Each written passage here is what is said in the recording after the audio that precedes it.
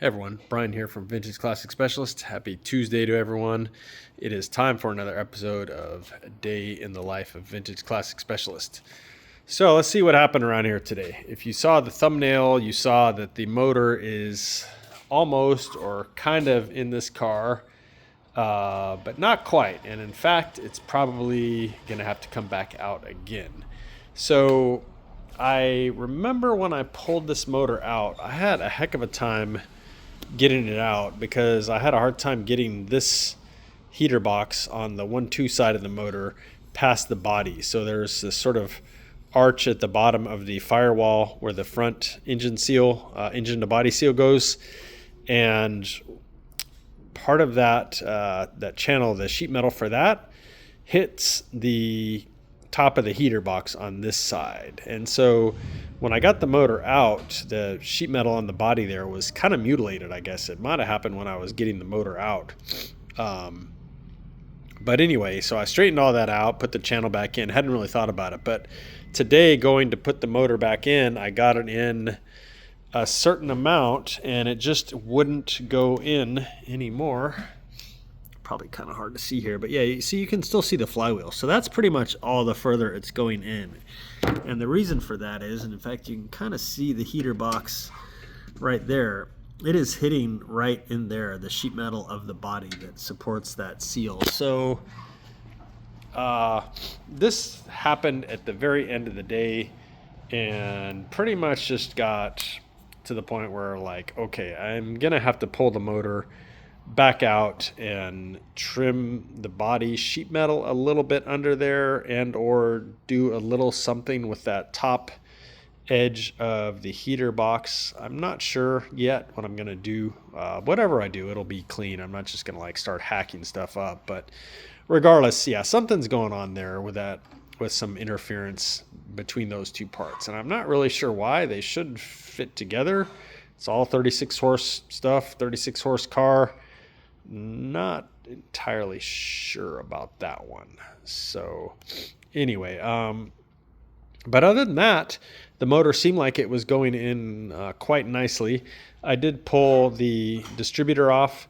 So on the centrifugal only advanced distributors on these cars, you can pretty much leave it in and put the motor in. But on the vacuum advanced one, that vacuum pot sticks kind of like way out this way, and it ends up kind of interfering with the body there. So you could probably do it without pulling it out, but it's going to like potentially scratch stuff and it just be, generally speaking, a pain in the ass.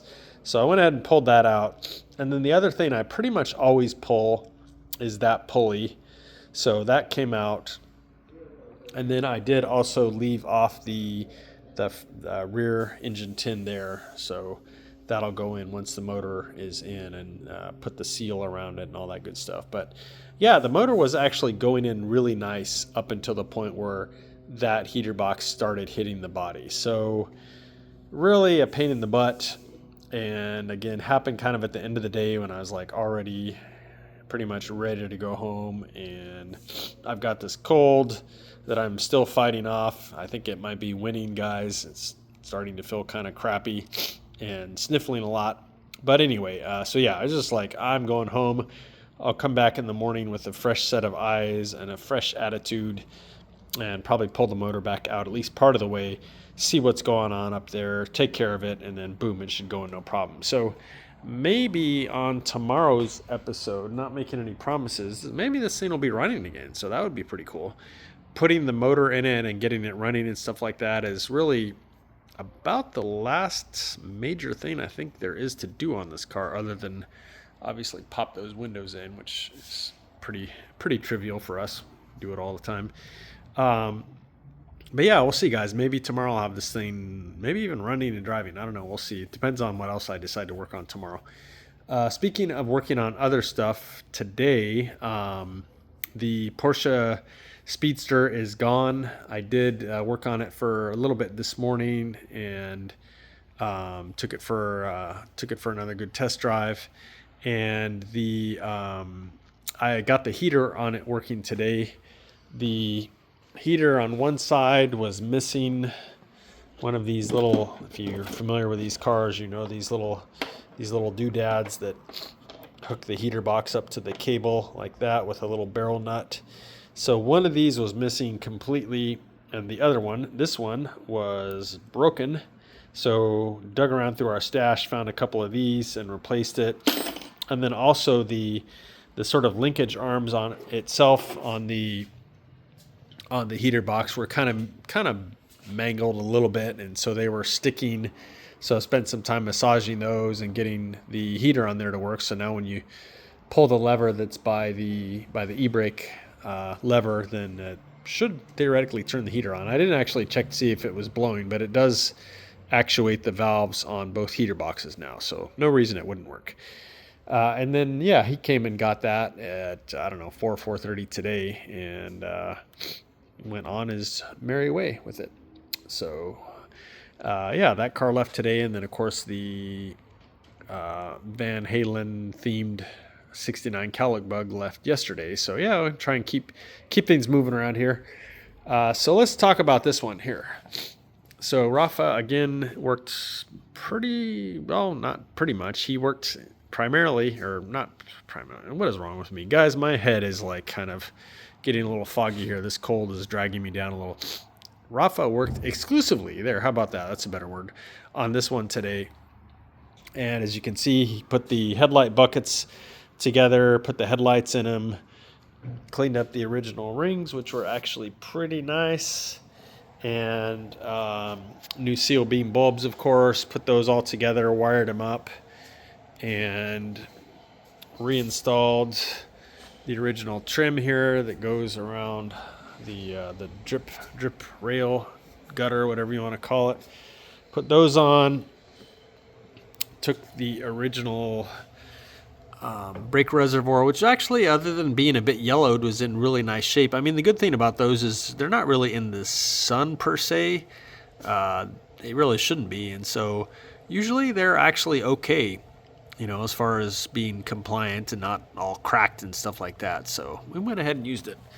So he put that in, cleaned that up, put that in, and installed the freshly zinc-plated front hood latch mechanism there, and likewise installed the one on the back. There you go. Really loving how that chrome and the zinc look against this color green. Just an amazing combination. I really can't wait to see this car with all the trim on the sides and the rest of the trim all around the windows and stuff like that. This thing is going to look nuts, guys. Very excited about it. That color green is just amazing, and then that with the chrome and aluminum, this thing is going to look amazing. Speaking of amazing, finally show you guys some of Santiago's work on this car. So not done yet, of course, but the carpet in the back I think is pretty close to done. I think he's maybe not quite done, but super close. Anyway, so look at that, guys. Love it. This color green is just such a great match to the green of the car, and all the off-white vinyl. So this is the same color vinyl that's on the seats and door panels and so on. So yeah, Ghias have a lot more upholstery than Beetles. Beetles don't really have all these areas back here that are covered in vinyl like on Ghias. So it's just a lot more work to put all this stuff in. They're actually quite a bit nicer cars all around, I would say, than a Beetle. Overall, just a lot nicer, a lot more trim on them, a lot more stuff like this that on a Beetle is just left sort of unfinished and stuff like that. Another thing Rafa did was he put in the striker plates, which we also sent out and zinc plated, so they look amazing, and there's more of that contrast between zinc and or chrome and the green, which I love it. So he started making these panels and stuff up here, and we call these things chorizos, these rolls here that go kind of at the edge of the doors there.